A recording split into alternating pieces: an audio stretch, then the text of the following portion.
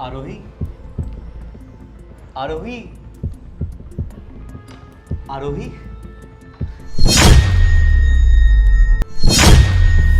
कैसी हो तुम? कौन हो तुम? आरोही, मैं तुम्हारा पति अखिलेश। Oh God, एक बार अपनी हालत तो देख लो। तुम मेरे पति बनने लायक हो भी या नहीं? क्या बोले जा रहे हो? ये तुम क्या कह रही हो? मुझे कुछ समझ नहीं आ रहा। वो सब छोड़ो, मुझे तुम्हें समझाने का फालतू टाइम नहीं है, तो प्लीज जाओ यहाँ से। ये तुम कैसा बिहेव कर रही हो आरोही? वैसे ही बिहेव कर रही हूँ जैसा तुम जैसों के साथ करना चाहिए। हम जैसे साथ करना चाहिए मतलब कि भिखमंगों के साथ जैसा बिहेव करना चाहिए वैसा बिहेव कर रही हूँ मैं तुम्हारे, क्योंकि अब तुम कोई और काम करने लायक तो रह नहीं गए हो। सिर्फ भीख ही तो मांग सकते हो अब तुम। आरोही, मैंने ये हाथ किसी एक्सीडेंट या पैदाइशी नहीं गंवाए हैं। मैंने ये भारत माता की सेवा में गंवाए हैं। उसी भारत माता की सेवा में अपनी जान भी दे देते तो ज्यादा बेटर रहता। आरोही प्लीज। चिल्लाओ मत, समझे?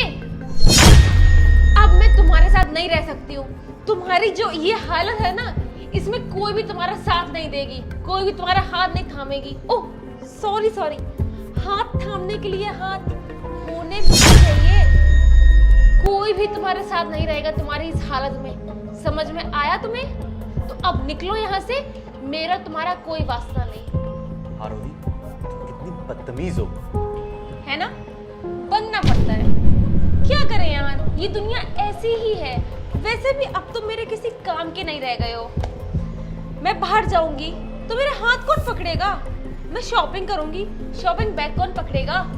और हाँ, कल को अगर हमारा कोई बच्चा हुआ तो उसके डायपर कौन चेंज करेगा? उसको गोद कौन लेगा? कार ड्राइव कर पाओगे? कुछ नहीं। बहुत सारे काम होते हैं जो कि तुम कुछ नहीं कर सकते हो, सिर्फ तुम अब भीख मांग सकते हो। इसलिए मैंने तुम्हें क्या बोला? भिखमंगा। जाओ यहाँ से और दोबारा मुझे अपनी शक्ल मत दिखाना, क्योंकि अब तुम मेरे किसी काम के रह नहीं गए हो। तो मुझसे ये उम्मीद मत करना कि मैं तुम्हें एक्सेप्ट कर लूंगी ऐसी सिचुएशन में। Get out, get out. अरे लेकिन आरोही, आरोही सुनो, आरोही।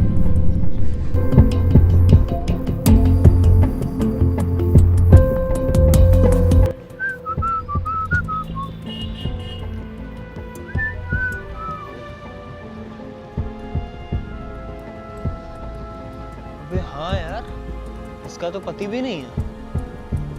चला इसकी मौज ले।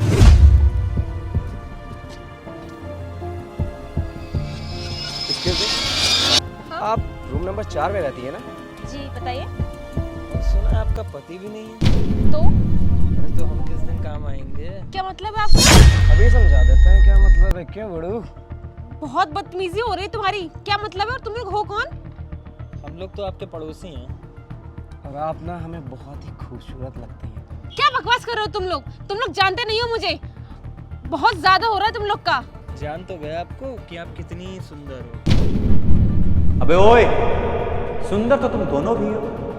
अरे भाई, सुना है फौजियों के हाथ पुलिस वालों से भी ज्यादा आगे होते हैं। चल निकलते हैं। भाग भाग भाग।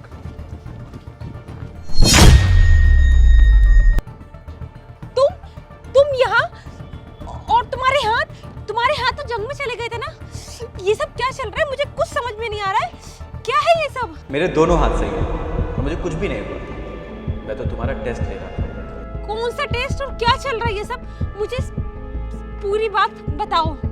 मेरा एक फौजी साथी था जिसके जंग में दोनों पैर कट गए थे और उसकी वाइफ ने उसको इसलिए छोड़ दिया कि अब वो किसी काम का नहीं रह गया। बिल्कुल तुम्हारी तरह वो अपनी वाइफ से बहुत ज़्यादा प्यार करता था, लेकिन वाइफ ने उसको इतना बड़ा दुख दिया कि वो झेल नहीं पाया। उसने सुसाइड कर लिया। और मैं ये देखना चाह रहा था कि कहीं तुम मेरे साथ तो ये नहीं करोगी और तुम इस टेस्ट में फेल हो गई। और अपनों को जो छोड़ के जाने का दुख होता है वो शायद तुम ना समझ सको। और तुमने भी मेरे साथ वही किया जो मेरे दोस्त की वाइफ ने किया। सुनो, आज तुम्हारे पास मौका था कि तुम मुझे अकेला छोड़ सकते थे और वो लोग चाहे कुछ भी मेरे साथ कर सकते थे, लेकिन तुमने ऐसा नहीं किया। तुमने मेरी जान बचाई, उसके लिए थैंक यू सो मच। मैंने इसलिए तुम्हारी जान नहीं बचाई क्योंकि तुम मेरी बीवी थी। मैंने इसलिए तुम्हारी जान बचाई क्योंकि तुम देश की बेटी थी। और हम फौजी देश के हर नागरिक की सेवा करते हैं, उसका सम्मान करते हैं। और हम फौजी किसी के साथ बुरा होते हुए नहीं देख सकते, क्योंकि हमारे देश ने हमें यही सिखाया है। जय हिंद।